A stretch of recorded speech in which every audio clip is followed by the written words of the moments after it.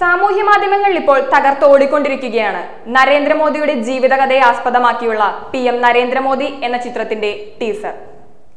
ഇല്ലായ്മയിൽ നിന്നും വളർന്നു വന്ന് രാജ്യത്തിന്റെ പ്രധാനമന്ത്രി പദം അലങ്കരിക്കുന്ന നരേന്ദ്രമോദിയുടെ കഥാപാത്രത്തെ സിനിമയിൽ അവതരിപ്പിക്കുന്നത് വിവേക് ഒബ്റോയാണ്.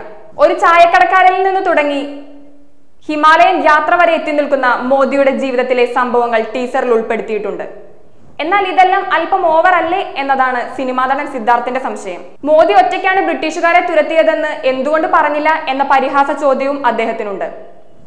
ഈ വിഷയത്തെ സംബന്ധിച്ച് അദ്ദേഹത്തിന്റെ ട്വിറ്റർ പോസ്റ്റ് ഇങ്ങനെയാണ്: ബ്രിട്ടീഷ് ഭരണകൂടത്തെ ഒറ്റയ്ക്ക് തുടച്ചുമാറ്റി മോദിജി ഇന്ത്യക്ക് എങ്ങനെയാണ് സ്വാതന്ത്ര്യം നേടിത്തന്നതെന്ന് PM നരേന്ദ്രമോദിയുടെ ട്രെയിലറിൽ കാണിക്കുന്നില്ല. സ്വിക്കിലർ ടിപ്റ്റാഡ് കമ്മി നക്സലുകളുടെ അതുപോലെ തന്നെ നെഹ്റുവിന്റെ വില കുറഞ്ഞ തന്ത്രമാണെന്ന് തോന്നുന്നു. ഈ വിഷയത്തെക്കുറിച്ച് അദ്ദേഹത്തിന്റെ മറ്റൊരു പരാമർശം ഇങ്ങനെയാണ്: പുൽവാമ ഭീകരാക്രമണവും ജവാന്മാരുടെ മരണവും നരേന്ദ്രമോദി ചീപ്പ് പബ്ലിസിറ്റിക്കായി ഉപയോഗിച്ചുവെന്ന്. എത്ര തന്നെ ട്രോളുകൾ വന്നാലും PM നരേന്ദ്രമോദി എന്ന ചിത്രത്തിനായി ഇന്ത്യൻ ജനത മുഴുവൻ കാത്തിരിക്കുകയാണ്. ഈ ചിത്രം പ്രതീക്ഷയ്ക്കൊത്ത് ഉയരുമോ എന്ന് കണ്ടറിയുക തന്നെ വേണം.